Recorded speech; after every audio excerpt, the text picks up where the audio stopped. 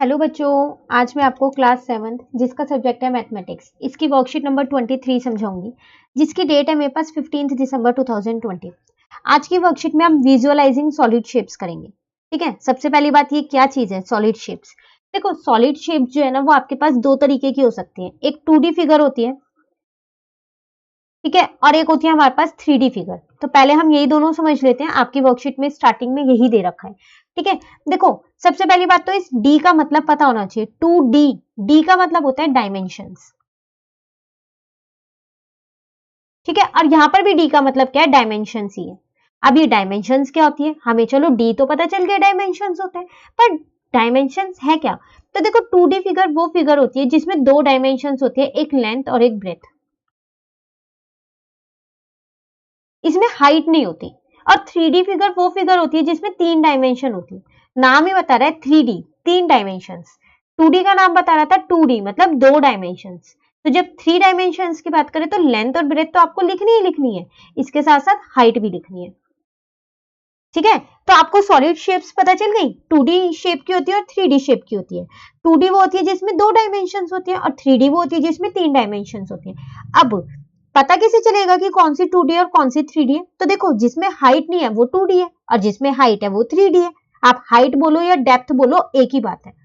ठीक है, जैसा कि मैं आपको एग्जांपल देती हूँ, यहाँ पर आपको भी कुछ एग्जांपल्स दे रखे हैं। जैसे आप ये वाली फिगर देखो, ये है रेक्टेंगल। देख के पता चल रहा होगा आपको ये रेक्टेंगल है ना। तो ये मेरी 2D शेप होती है। इसका अगर मैं आपको एग्जांपल दूं, आप अपने नोटबुक का एक पेज ले सकते हो। मैं नोटबुक की बात नहीं कर रही, नोटबुक के पेज की बात कर रही हूँ। तो अगर आप उसका पेज देखो ना तो उसकी हाइट नहीं होती।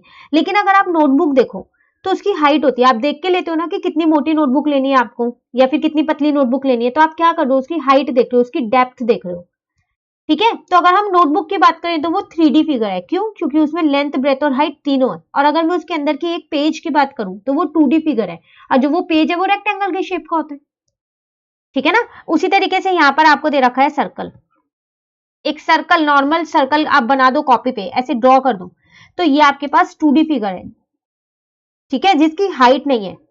ठीक है, और अगर मैं 3D में इसकी बात करूं तो आप स्फीयर कह सकते हो। बॉल, फुटबॉल, अगर आप बॉल लेने जाते हो तो मोटी वाली बॉल चाहिए या फिर छोटी में कम मोटी हो, ऐसे देख के लेते हो। उसका वेट देखते हो बॉल का, देखते हो ना उसकी डेप्थ कैसी है वो, तो वो है 3D फिगर। ठीक है, नेक्स्ट आता है आपके पास ट्रायंगल। ट्रायंगल अगर आप कॉपी पे बना लो, क्या इसकी हाइट होगी? नहीं, जब कॉपी के पेज की हाइट नहीं है तो ट्रायंगल की कैसे हाइट हो सकती है? नहीं होगी ना इसकी हाइट। अब आप सोच रहे इसका 3D एग्जांपल देखो, इसके 3D एग्जांपल ना प्रिज्म और पिरामिड होते हैं, जो कि आपके पास अभी नहीं है। ठीक है, तो इसको आप 2D ही याद करो कि ट्रायंगल जो है वो 2D शेप है। क्यों? क्योंकि उसकी हाइट नहीं होती। ठीक है, अब नेक्स्ट यहाँ पर एक फिगर दे रखी है, ये 4 साइडेड फिगर है। तो जो भी 4 साइडेड फिगर है वो सिर्फ अपनी प्रॉपर्टीज से जानी जाती है। जैसे रेक्टेंगल होती है तो वो रेक्टेंगल की जो प्रॉपर्टीज होती है उससे जानी जाएगी। 4 साइडेड फिगर बहुत सारी होती है। तो जब भी मैं 4 साइडेड फिगर हम देखें ना तो हमें उसको लिखना है क्वाड्रिलेटरल। तो ये हमारे पास क्या है, क्वाड्रिलेटरल। अब ये कुछ भी हो सकती है, rectangle, square, trapezium, rhombus, parallelogram, कुछ भी हो सकती है, पर हम यहाँ पर क्वाड्रिलेटरल लिखेंगे। ठीक है, अब बात आती है इसकी, तो ये है मेरे पास स्क्वायर। तो ये मेरे पास 2D शेप है। क्यों? क्योंकि इसकी कोई हाइट नहीं है। अगर मैं इसी के साथ आपको 3D का एग्जांपल दूं तो वो होता है क्यूब। क्यूब आपने देखा है, मैं क्यूब का एग्जांपल दूं, डाइज। डाइज आप सब जानते हो, लूडो में जो होता है तो वो होता है क्यूब। तो आप देखो उसकी हाइट होती है, छोटा बड़ा करते हैं ना हम, कि छोटा गीटा है, हम इससे नहीं खेलने वाले, गीटा ही बोलते हैं उसको नॉर्मली हम हिंदी में, है ना। तो मैं भी वही वर्ड यूज कर रही हूँ यहाँ पर। या फिर जो बड़े वाला उससे लेंगे तो वो क्या हाइट है उसकी। ठीक है, तो वो है 3D ऑब्जेक्ट। तो आप अपने आसपास देखो ना तो बहुत सारी चीजें ऐसी हैं जिससे आप इनको आइडेंटिफाई कर सकते हो कि कौन सी 2D और कौन सी 3D है। तो ये चीजें आपको याद नहीं करनी पड़ेगी, खुद ही समझ आ जाएंगी। ठीक है, चलिए अब 3D की बात करें। अब आप ये देख के बता सकते हो ये क्या है आपके पास, सिलेंडर। और मैं आपसे बोलूं कि डे टू डे लाइफ का अगर कोई सिलेंडर का एग्जांपल, गैस सिलेंडर, आपकी पेंसिल, आपका पेन, ये सब सिलेंडर की शेप के तो है नहीं है सिलेंडर की शेप की। पेंसिल की जब आप पेंसिल को शार्प करते हो वो छोटी हो जाती है, हाइट कम होने लगती है उसकी, है ना। तो वो क्या है आपके पास 3D शेप है। ठीक है, अब बात आती है इसकी, ये क्यूब, वही जो भी मैंने आपको डाइस का एग्जांपल दिया, क्यूबॉइड। ठीक है ना, क्यूबॉइड के तो बहुत सारे एग्जांपल्स हैं। आप अपनी ज्योमेट्री बॉक्स ले लो, वो क्यूबॉइड है। आप देख के लेते हो ज्योमेट्री बॉक्स कैसे लें, जिसमें ज्यादा स्पेस होगा वो वाली ज्योमेट्री बॉक्स लेंगे। तो वो है आपके पास क्या है, क्यूबॉइड। आप उसके अंदर की डेप्थ देख रहे हो। थिकनेस देख रहे हो, है ना, तो वह क्यूबॉइड। और कौन कौन से एग्जाम्पल हो सकते हैं ज्योमेट्री बॉक्स के अलावा? बाकी कोई भी आप बॉक्स ले लो, ठीक है, जो रेक्टेंगल से बनाओ। एक चीज ध्यान रखिएगा, क्यूबॉइड हमेशा दो रेक्टेंगलों से मिलकर बनता है, ठीक है, और क्यूब हमेशा स्क्वायर से मिलकर बनता है, दो स्क्वायर से, ठीक है। लास्ट रहता है कोन। कोन के तो बहुत सारे हैं, आइसक्रीम कोन आप कह सकते हो, बर्थडे कैप आप कह सकते हो, है ना। तो ये सारे आपके पास कोन के एग्जाम्पल है जो कि 3D शेप है। तो अब मैं उम्मीद करती हूँ आपको 2D शेप और 3D शेप में फर्क पता चल गया होगा। सबसे पहले डी की फुल फॉर्म पता होनी चाहिए, डायमेंशंस। डायमेंशंस क्या होती है? लेंथ, ब्रेथ और हाइट। अगर 2D है तो लेंथ और ब्रेथ, और 3D है तो लेंथ, ब्रेथ और हाइट होगा, ठीक है।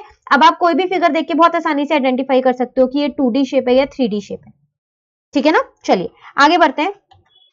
यहां पर आपसे कह रहा है कि parts of solid shape, 3D shape के कुछ पार्ट्स होते हैं, जैसे कि फेस, वर्टिसेस और एजेस। अब ये तीनों क्या होते हैं? देखो, जब कोई फिगर है तो उसका फेस होगा, नहीं होगा? जैसे कि मैं आपको क्यूब का एग्जांपल दे देती हूँ।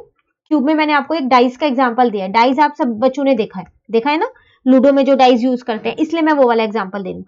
उस डाइस पे 6 नंबर लिखे होते हैं, 1 2 3 4 5 6, तो उसके 6 फेस होते हैं, हर फेस पे एक नंबर होता है। तो अब आप फेस आइडेंटिफाई कर पा रहे होंगे कि मैं किस चीज को बोलूं। यहाँ पर फिगर भी बनी हुई है, ये है फेस, ये फेस है, ये फेस है, ये फेस जो दिख रहा है इसकी बात कर रही हूं मैं पूरे की, ठीक है। उसके बाद आता है वर्टिसिस। वर्टिसिस का मतलब होता है कोने, जहां पर दो लाइनें आके मिल रही हैं। जैसे कि अगर मैं आपको इस फिगर में बोलूं तो एक लाइन ये और एक लाइन ये यहां आके मिली, इसको बोलते हैं कोने। तो जिसके भी घर में डाइज है ना, एक बार डाइज उठाओ और जरा काउंट करके देखो उसमें कितने कोने हैं। तो आपको याद करने की कभी जरूरत ही नहीं पड़ेगी कि क्यूब में कितने कोने होते हैं। आप उस डाइस की मदद से हर बार बता सकते हो कि उसमें कितने कोने हैं या कितने वर्टिसेस, ठीक है। करना जरूर आप एक बारी। अब आती है एजेस। एजेस का मतलब होता है साइड, तो उसमें कितनी साइड है, ठीक है। तो आप फिर वही मैं आपको ही बोलूंगी, क्योंकि मैं यहाँ पर आपको नहीं दिखा सकती हूँ डाइस की हेल्प से, वरना मैं जरूर दिखा देती।